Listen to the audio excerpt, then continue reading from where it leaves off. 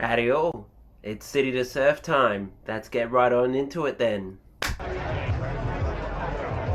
Out of all the races that I will do in my life, the City2Surf is probably the one that will mean the most to me because it's the race that started it all for me. In April last year, I was in a Bible study. I am still in a Bible study group with these same couple who run it, Nick and Chloe, and they had done the City2Surf before, and we talked about the idea of doing it as a group, as a Bible study group of running the City2Surf, and yeah, that started it all. Like, I decided I wanted to start training for the City2Surf for 2024, and that's really how it started. And when I actually got to do it in August last year, it just lit a fire in me. Like, I just wanted to feel that same energy and vibes on race day that the City2Surf provides. And in fact, I've said to so many people that until the day that I can't walk anymore, I want to do the City2Surf every single year, because it means that much to me. I didn't know really what goal I had in mind for the race a week leading up to it. Like, I had potentially... I knew I could do it in under an hour, but I had this idea of not really having much of an idea of what I really wanted to achieve, like a base goal. And I looked at my previous time, my first time a year ago, and it was a 1:07:23. And so I thought, well, how about let's make it a challenge. Let's take 10 minutes off that time, so that means it'll be a 57:23. So, what is my goal for the City2Surf tomorrow? Well, glad you asked. So my goal is to do 10 minutes quicker than I did last year. So this is the first race this year that I'm doing that I've already done before. So I did last year's City2Surf in 1 hour, 7 minutes and 23 seconds. So that means I aim to do 57 minutes and 23 seconds. Well, wish me luck. Take care. God bless. Bye.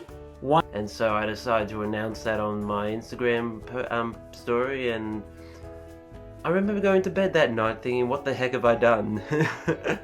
Because I just could not sleep as well as I would have hoped for, because I just had this thought of maybe I'm not at a fit enough stage for some reason. I thought maybe my mind was playing on me. So yeah, that's pretty much how it was going the night before the race. We are here. We're here. You know what the goal is? 57:23. Let's just go out and do it. I am naturally afraid of running in the rain. I am a fair weather runner as much as I can be, but that being said, if it's race day and it's raining, can't help that, you just got to deal with it.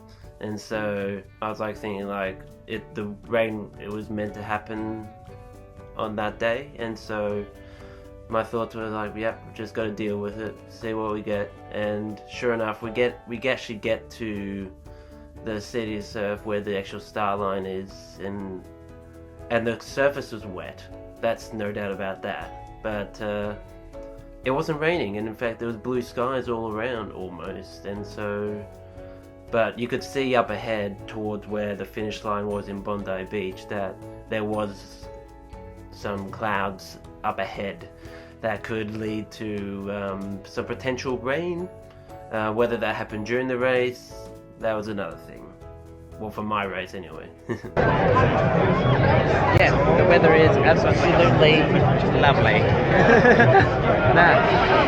Because honestly, the road's a bit wet, but at least it's not raining right now.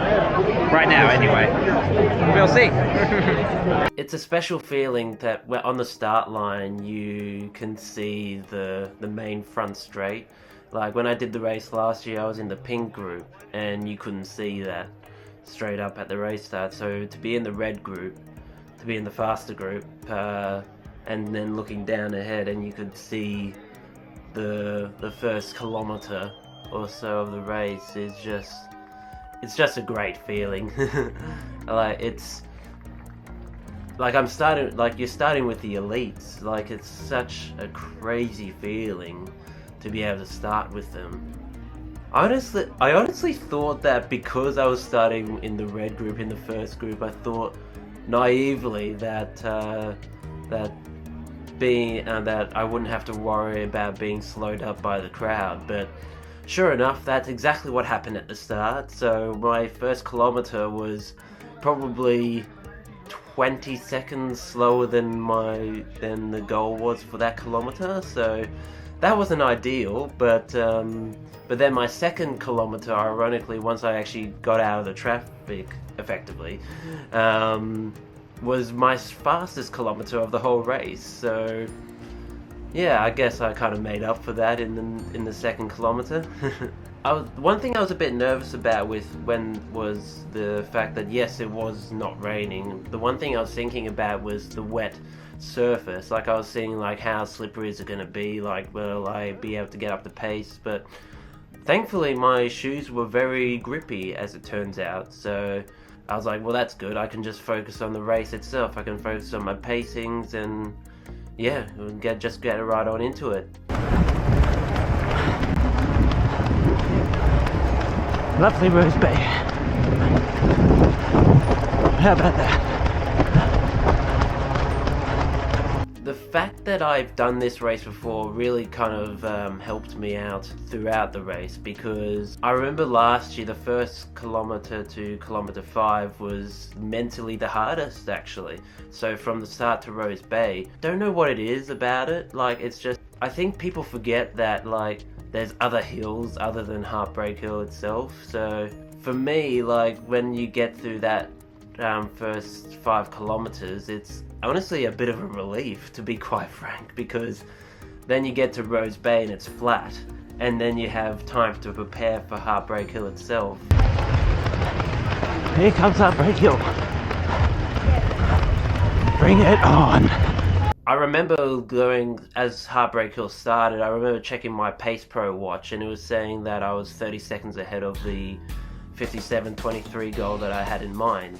And so I thought that if Heartbreak Hill ever did slow me down, which it actually did, then I had a good buffer so that I could still stay under 57:23. Yeah, I was about 9 seconds slower than the Pace Pro had in mind for me to go up Heartbreak Hill, so I was like, that's fine, I can take that, that's all good. Because Heartbreak Hill was, in fact, hard. There was no doubt about that.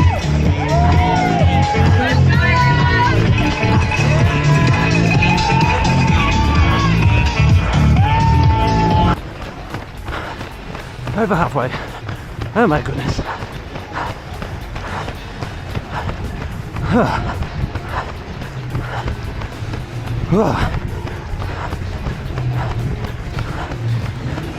What can I say except we're halfway and still on Heartbreak Hill. Wow.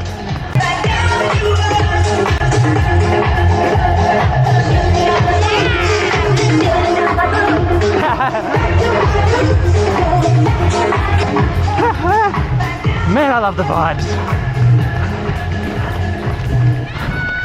The one thing you've got to factor in mind is that even when you've completed Heartbreak Hill, that you've still got other hills to go. Like you're at probably the 8th kilometer by the time you get to the top of Heartbreak Hill, so you've got probably another good 3 more kilometers of some ups and downs. Like, yes, relieved, Heartbreak Hill's over. Focus on the next hills. That's what you got to do, and then just maintain the paces and all that. Well, we've just got over Heartbreak Hill. Still a few more hills to go, but big one's done. Yeah.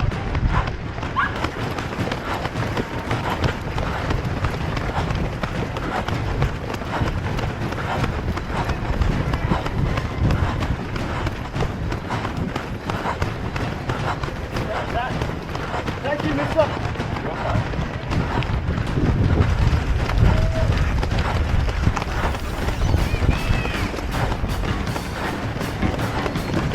I remember going from, so when kilometer 11 starts, is effectively when things start to go downhill, literally. Thankfully not physically or anything like that for me, but that's when like you can just go for it. And I remember looking at my Pace Pro watch and seeing that I in those 3 kilometers after Heartbreaker, I'd gained 9 more seconds, so I was back to half a minute ahead of my schedules. And I'm like, well, we got to this point and I can go downhill, so I can just see this as doing like a 3k tempo run in my training, so let's just go for it. It was, however, at kilometer 11 that we started to see just a few little sprinkles. Well, with 3Ks to go, it started to sprinkle a little bit. Just a little bit. I remember thinking it could have been from the trees and all that, but then I kind of like came out of the trees and it was actually coming out, and I was like, yeah, that's a bit of sprinkles, that's some rain we got to deal with. But as it turned out, that only lasted for about a minute or so. So that was nothing really compared to what the other guys would eventually be facing up behind us. Well, I decided to stop sprinkling again. Yippee! So close now, so close. In those last 3 kilometers, I was just going for it, just getting as strong as I could, get to the finish as strong as I could, and yeah, that was what was going through my mind the whole time. Kilometer point 2 to go. Come on! When you see Bondi Beach for the first time, it's just like, it's there, you can see it. We're so close to the finish line. There it is! Absolute weapons out there, come on, keep pushing! Let's go!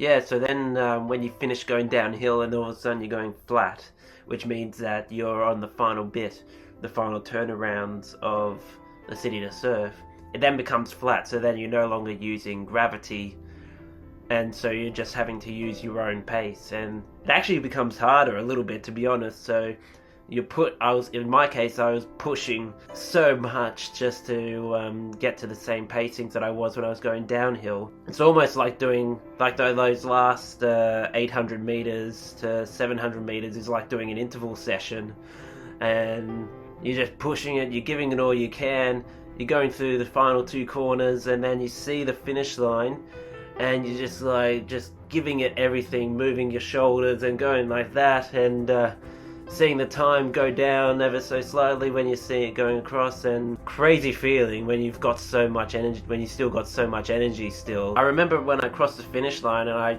I stopped my watch, it came up saying, congratulations, you did the City2Surf in 55 minutes and 47 seconds.